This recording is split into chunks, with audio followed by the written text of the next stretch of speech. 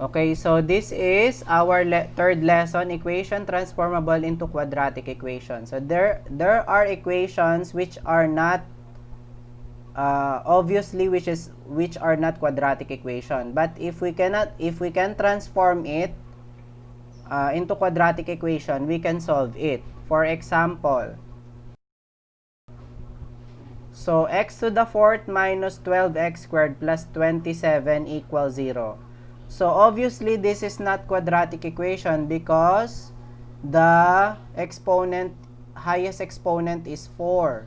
So that will be the degree of your equation. The degree is 4. So quadratic equation, the degree is 2 only. So how can we solve this using quadratic equation? We will use method wherein you will let a value to a letter. For example, let x squared equals u. You can use any letter, A hanggang Z. So, ginamit ko lang letter u. So, yung x squared natin, katumbas niya ay u. So, if you're going to substitute x to the fourth by u, x to the fourth is x squared times x squared. So, it is also u times u. So, magiging u squared siya. So, yung x to the fourth naging u squared because it is u times u or x squared times x squared. Doon naman sa middle term, minus 12x squared. So, minus 12, ang x squared doon ay letter u. So, minus 12u. Then, copy plus 27 equals 0. So, this is now in the form of quadratic equation because your highest exponent already is 2. It is already in quadratic equation. So, we can now use factoring. So, what are the factors of positive 27? Wherein if you're going to add, you will come up negative 12. So, the answer is negative 9 times negative 3. So, negative 9 times negative 3, it is positive 27. And negative 9 plus negative 3, it is negative 12. So, titingnan nyo yung dulo, product ng dalawang number na yan. Tapos yung gitna, sum nung dalawang number na yan. Yung negative 9 tsaka negative 3. So, pag hindi nag-match, mali yung factor nyo. So, ang factor natin, u minus 9 and u minus 3 equals 0. Then, kunin yung solution by transfer nyo lang. Opposite sign ng negative 9 tsaka opposite sign ng negative 3. So, naging u equals positive 9 and u equals 3. Pero yung u na yan, hindi yan yung talagang value. Ang u ay x squared. So, papalitan natin yung letter u natin ng totoong value niya. Ano yung totoong value niya? Siya po ay x squared. So, yung u pinalitan ng x squared equals 9. Sa kabila din, u equals 3. Yung u pinalitan ng x squared ulit. So, pwede na nating isolve by square root property. So, x squared, square root of x squared equals square root of 9. So, square root of x is equal to positive or negative 3. Doon naman sa kabila, square root of x squared tsaka square root of 3. So, matitira x is equal to positive or negative square root of 3. Kapag walang square root, wag nyo nang galawin. Ayan po yan, square root of 3. Then, lagyan lang ng positive or negative. So, this will be our solutions. Kung to the fourth yung power, there are 4 answers. 4 po yan. Positive or negative 3, dalawa na yan. Positive or negative square root of 3, another 2. So, there are 4 answers for this example. Okay, second example. What if you have this kind of equation? Meron ng denominator, tapos napaka parang complex nito. So, ang gagawin nyo, tingnan nyo yung denominator. X minus 2, parehas naman sila. May denominator na x minus 2, kaliwat kanan. So, yan na po ang imumultiply natin kung parehas. Paano kung hindi parehas? Dalawa ang imumultiply nyo. Since ito parehas, x minus 2 tsaka x minus 2, isa lang.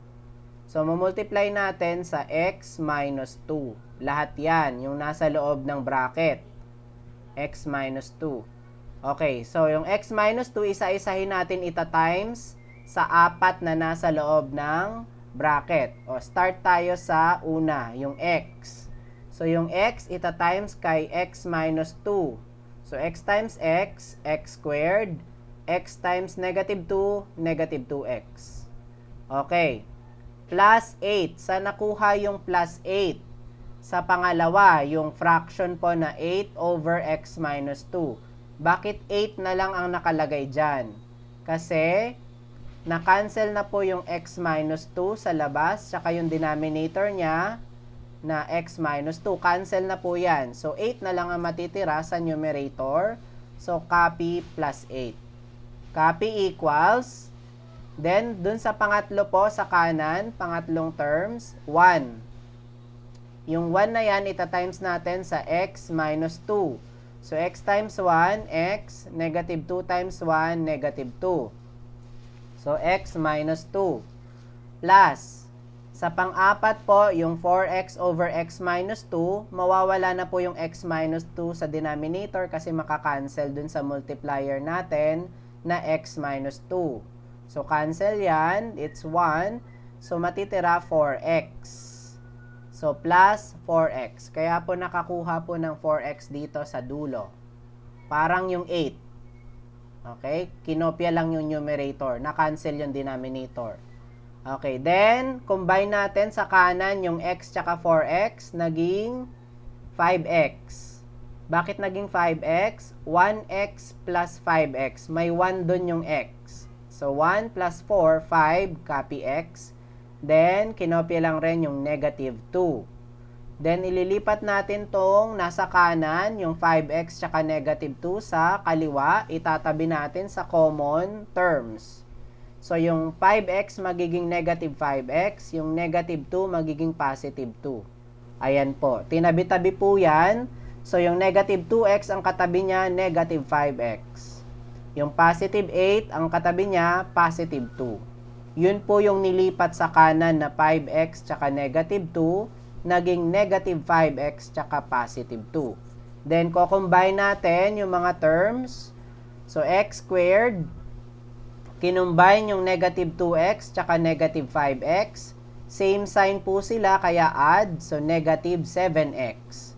Dito din sa positive 8 tsaka positive 2, same sign din, then add, copy the sign, so positive 10. So, pwede na nating i-factor itong x squared minus 7x plus 10 equals 0 kasi quadratic equation na siya. Obvious na quadratic equation na siya. So, anong factor ng 10 na lalabas? Negative 7 pag inad. So, yun po ay negative 5 tsaka negative 2. Negative 5 times negative 2 is positive 10. Tapos, pag inad mo, dahil pareha sila ng sign, negative 5 tsaka negative 2, add, copy the sign, negative 7. Lumabas rin yung middle term, yung gitna. So, tama yung factor na yan. So, lilipat mo lang yon, opposite sign ng negative 5 tsaka negative 2, magiging positive 5 tsaka positive 2. Yan na po yung answer dyan. So, x is equal to 5 and x is equal to 2 by zero product property. Okay po. So, dalawa lang ang sagot dito sa equation na to. Na mukhang hindi quadratic, pero na-transform natin into quadratic equation, then na-solve natin using factoring.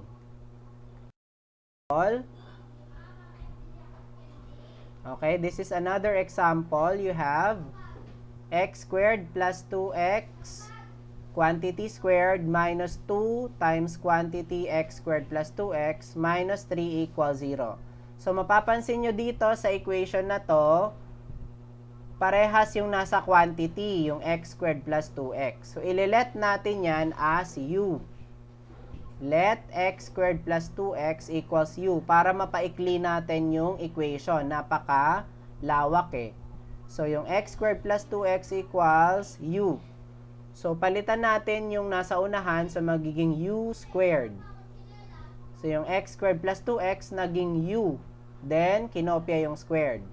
Minus 2, tapos yung nasa loob ng parenthesis, letter u yan. So, 2u.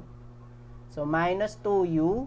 Then, kinopya yung negative 3 equals 0. So, parang pinaiksi lang natin, gumamit tayo ng let u equals x squared plus 2x para mapaiksi natin siya. Magmukha siyang quadratic equation. So, ito na siya. Mukha na siyang quadratic equation na transform na natin into quadratic equation.